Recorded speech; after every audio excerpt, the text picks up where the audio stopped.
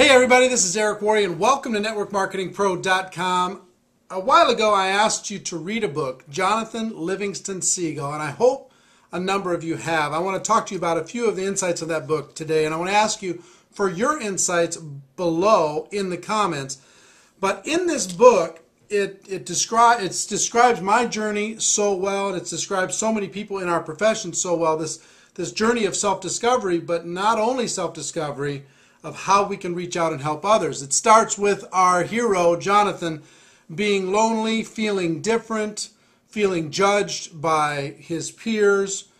He wants to fly, he wants to do things different than the other seagulls, and he gets pressure from the family, he gets pressure from the flock, and finally they've had enough and they say, "You are now banished, you have to leave, we turn our backs on you." And even though he doesn't have to leave, he leaves because he feels like that's expected of him. He goes out and he's practicing, he's working, and he's searching for answers for himself. And then he finds a teacher. He finds a coach. He finds a mentor who says, "You can do more than you think you can do. And you're the smart one for being here. You're not the one that should be ashamed for being here. You're the smart one because the other people, they're just not enlightened like you yet." So the teacher teaches, and then eventually others come to join this group, and he goes from being the student to being the teacher. And once he has a little group, he decides to go back to the flock, which had never been done. And he goes back to the flock and he says, "You know what, we're going to live our life out loud in front of everybody." And slowly more and more people join, and more people join, and he builds a bigger and bigger downline. And he goes from being afraid and alone to being a student. He goes from being a student to being a teacher. He goes from being a teacher to teaching other people how to teach, other seagulls how to teach.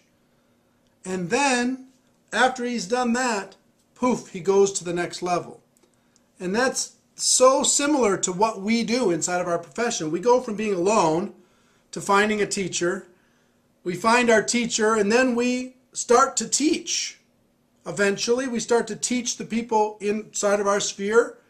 We become better. We become skilled. And then we teach the teachers how to teach.